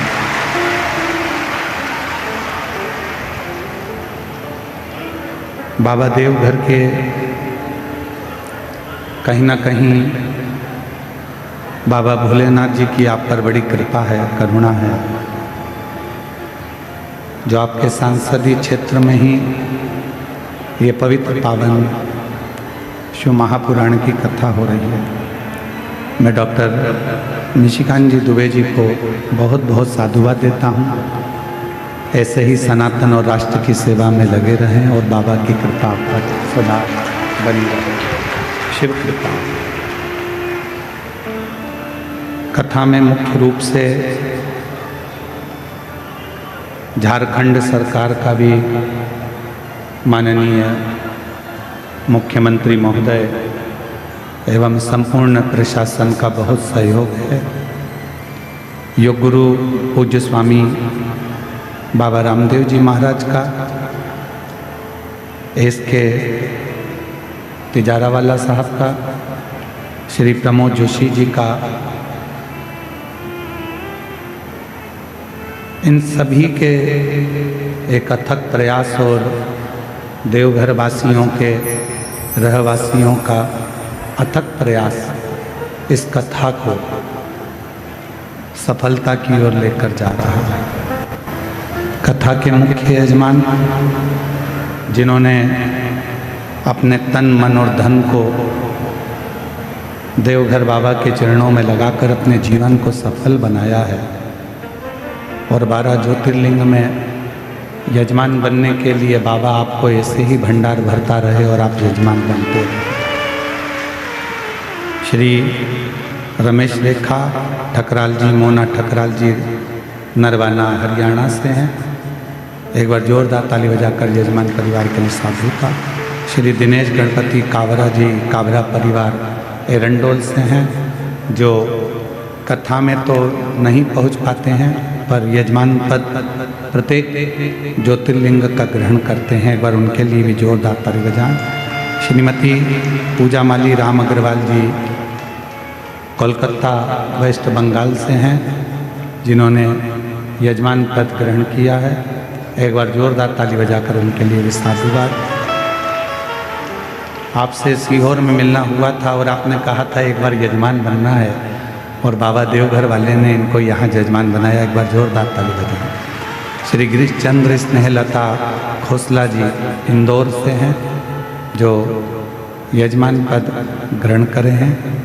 श्री गोपाल शंकर लाल सोनी जी, प्रेमलता शंकर लाल सोनी जी देवास से हैं। एक बार जोरदार ताली बजाएं, जो प्रत्येक ज्योतिर्लिंग कथा के यजमान पद ग्रहण करते हैं। श्री अमित रजनी मुदगल जी बीटा अम्बाला से हैं। आप भी प्रत्येक ज्योतिर्लिंग में यजमान पद ग्रहण करते हैं। एक बार जोरदार ताली बजाएं। श्री चतुर्वेदी परिवार झांसी उत्तर प्रदेश से हैं। आप भी प्रत्येक ज्योतिर्लिंग शिव महापुराण के कथा के यजमान बनते हैं। एक बार जोरदार ताली बजाएं। आपके बड़े भाई अभी इस कथा में नहीं आए हैं, थोड़ा स्वास्थ्य के कारण, पर जल्दी शीघ्र ठीक होकर चलकर कुबेरेश्वर धाम आएंगे, ये बाबा पर भरोसा है। श्री कृष्ण लाल जी दयावती गुप्ता जी अम्बाला हरियाणा से हैं। एक बार जोरदार ताली बजाएं। आप भी कथा में यजमान पद ग्रहण कर चुके हैं और इस बार फिर पुनः बने हैं। प्रदीप ममता बंसल जी, श्रीमती कांता बंसल जी दिल्ली से हैं। आप भी पूर्व में कई कथाओं में यजमान पद ग्रहण कर चुके हैं, एक बार जोरदार ताली बजाएं। श्री मिथिलेश पुष्पा मिश्रा जी धनबाद झारखंड से हैं। आप भी काशी की कथा में यजमान पद ग्रहण करा था और आज देवघर की कथा में बने हैं, एक बार जोरदार ताली बजाएं। श्री वीरेंद्र कुमार श्रीमती सरोज कुमारी जी पटना बिहार से 1 दिवसीय जजमान पद ग्रहण करा है। श्री जोगिंद्र पाल प्रेमलता डिंगारा जी पानीपत हरियाणा से 1 दिवसीय ऑनलाइन जजमान बने हैं। श्री दुर्गेश प्रसाद नीलू देवी शाह जी, श्री नारायण उमा देवी शाह जी एक आरा बिहार से 1 दिवसीय ऑनलाइन कथा के यजमान बने हैं। श्रीमती सुमन पूनम जायसवाल जी रोहतक हरियाणा से 1 दिवसीय ऑनलाइन कथा के यजमान बने हैं। श्रीमती सरिता कपिल शर्मा जी नंदकिशोर शर्मा जी जयपुर राजस्थान से 1 दिवसीय ऑनलाइन कथा के यजमान बने हैं। श्री अनिल शशि जी नकुल रेकावर जी दिल्ली से 1 दिवसीय ऑनलाइन कथा के यजमान बने हैं। श्री सूरज प्रकाश जी कमला रानी जिंदल जी सिरसा हरियाणा से 1 दिवसीय ऑनलाइन कथा के यजमान बने हैं। श्रीमती स्वाति मयंक गुप्ता जी 1 दिवसीय मेरठ से ऑनलाइन कथा के यजमान बने हैं। एक बार जोरदार ताली बजाकर सभी अभिनंदन। देवघर की ये पवित्र पावन भूमि जहाँ भगवान शिव माँ जगत जननी जगदम्बा अम्बा के साथ में यहाँ विराजते हैं।